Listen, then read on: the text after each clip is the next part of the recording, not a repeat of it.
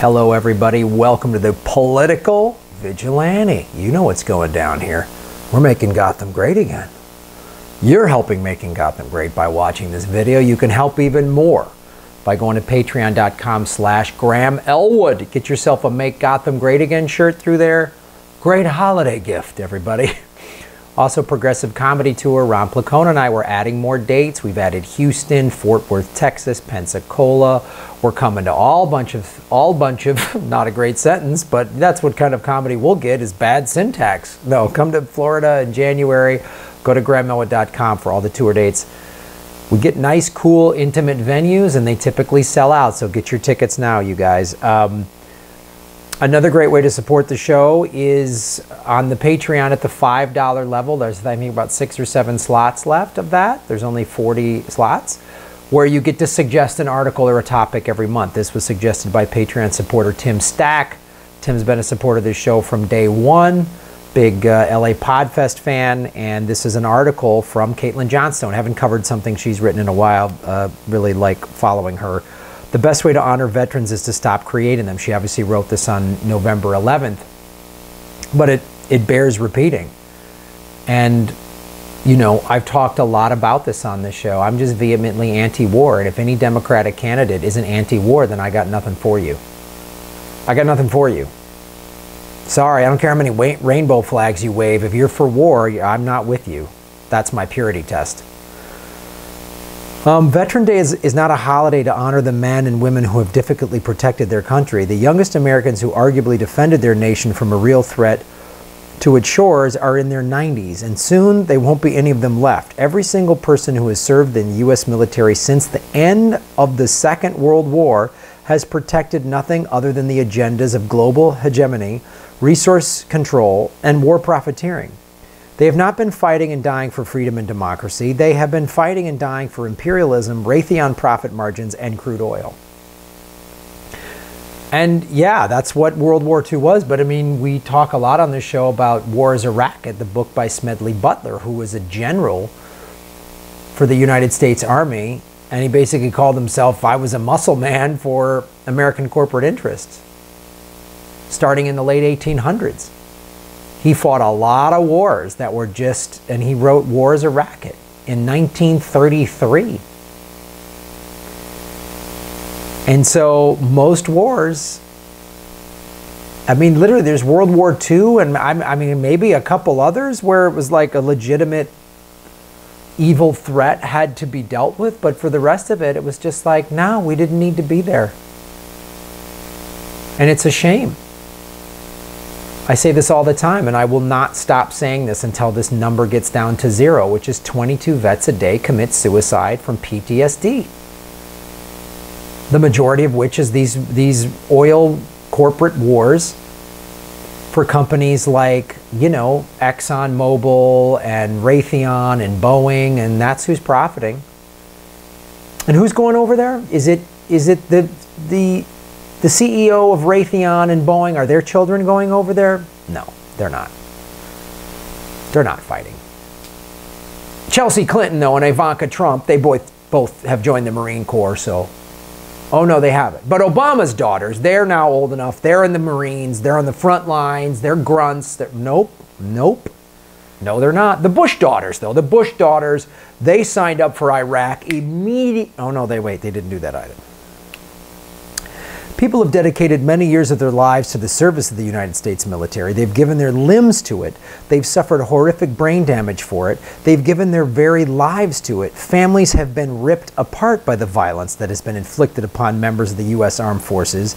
You're not supposed to let them hear you say that their loved one was destroyed because some sociopathic nerd somewhere in Washington decided that it would give America an advantage over potential economic rivals to control a particular stretch of Middle Eastern dirt. Yeah, and this is in no way disrespecting the vets and their families. I know that some vets or some families go, I don't want to hear that they fought or died for nothing. I don't want to hear that. And I understand emotionally, but, you know, so when I did that interview with Joseph Johns from Veterans for Peace, he brought up to me that the anti-war movement in the 70s was largely you know, motivated and pushed and supported by Vietnam vets who came home and said, what are we doing? Not wanting American sons and daughters to die for bad reasons is a really noble thing. You're not patriotic. You know, if you say this, I'm not patriotic.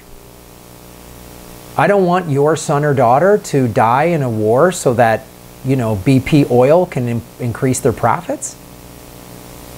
I don't want your son or daughter to die for any reason. I mean, this is the thing I've said, you know, when every member, if I became president, I'd pass a law that said every member of Congress, every member of the Senate, every defense contractor CEO, and everyone in the presidential cabinet who has a child, if they go to war, those children have to enlist as enlisted men, not officers. They don't get any special, they have to sign up as grunts, privates, in the Army and the Marines. That's what they got to do. I bet you we'd see war change in a heartbeat. You know, all the 1%ers kids, all the 1%ers whose companies are profiting from war, all your kids got to go over and fight. CEO of Boeing, your kids got to go into Iraq and kick in doors. Okay? If you're cool with that, then we'll just keep going to war.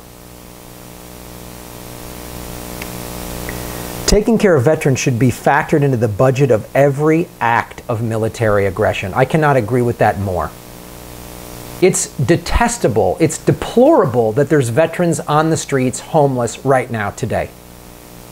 That's an offensive, that's an affront to anybody that calls themselves an American. Anyone that's like a flag-waving patriot, that should be an affront.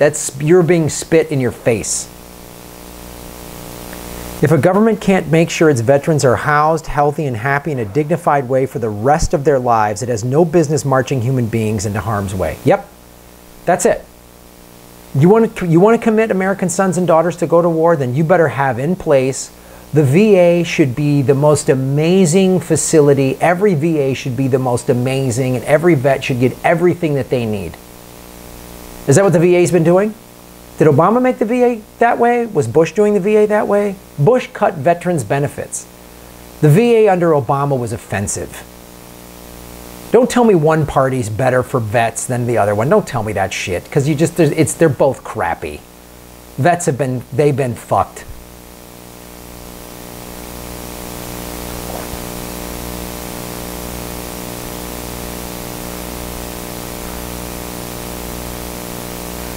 So until vets are taken care of, there should be no homeless people, period, in the richest country in the history of the human race, ever, let alone vets.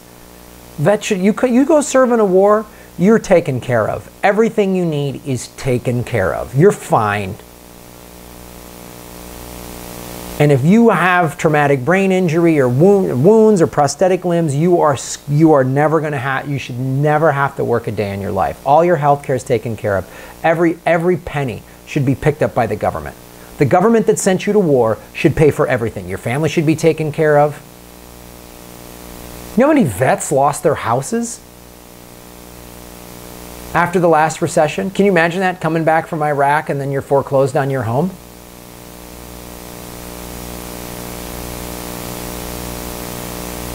They did that to me and I just told jokes. Your rulers have never feared the Koreans, the Vietnamese, the Iraqis, the terrorists, the Iranians, the Chinese, or the Russians. They fear you. They fear the American public suddenly waking up to the evil things that are being done in your name and using your vast numbers to shrug off the existing power structures without firing a shot, as easily as removing a heavy coat on a warm day. If enough of you loudly withdraw your consent for their insatiable warmongering, that fear will be enough to keep them in check. That's why they're always on the news. Russia, get Russia scared. Keep us all scared. Because if everyone went, I'm not joining your military. I ain't joining your wars. I ain't going to fight that for you. I'm not buying your oil. Everybody bought an electric car, got rid of their cars, you know, converted their diesel car to biodiesel. Adolf Diesel created the diesel engine in Germany in the late 1920s or 30s so it could run on vegetable oil, so that farmers could be self-sustaining. Did you know that? Google Adolf Diesel. Do some history on Adolf Diesel. You live out in the country and you can't use electric cars. I get that. There's no public transportation. I get that. You got to drive. I get that. A lot of you have jobs like that. I get it. Vote with your dollars. Say no. If any of my nieces or nephews want to join the military, I'm going to say, you know what? I don't think that's a good idea. I don't think that's a good idea. Here's one thing we could do too. Hope in the USA. New by me, I propose Americans wear gas pumps on Veterans Day.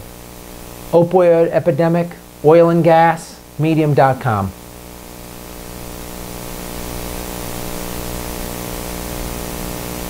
Yeah, we have an opioid epidemic. A lot of them are vets. You know when heroin got out of control in the late 40s and 50s? It was vets coming back from World War II. So what happened in World War II is they were given all these painkillers. I forget the name of it. But it was, oh man, it was a form of heroin. I'm blanking on the term. Anyway, they were given, like there's a scene in Saving Private Ryan where he's like, give him another one, give him another one. So a lot of vets came back from World War II with heroin addictions. That's when heroin went nuts. We got an opioid epidemic now. It's weird. We've sent, you know, all these millions of people over the Middle East to fight all these. We've been fighting the global war on terror for 17 years now. 17 years, and we have an opioid epidemic. I wonder if those are tied into each other. I wonder if there's any connection there. Nah, probably not. I'm probably just a filthy hippie. If I don't like war, I'm a bad American. I don't know what combat's like, and I'll probably never know what it's like. But I've seen war up close as a comedian. I've seen wounded soldiers. I've seen people with prosthetic limbs and in wheelchairs. I've seen it. They've come up to me after shows here in the States. I've been to more infirmaries in Iraq and Afghanistan that I care to count. And I've had more vets come up to me with prosthetic limbs or family members saying, I lost someone overseas, than I care to count. So you need to be against war the way I am. Tell the machine no.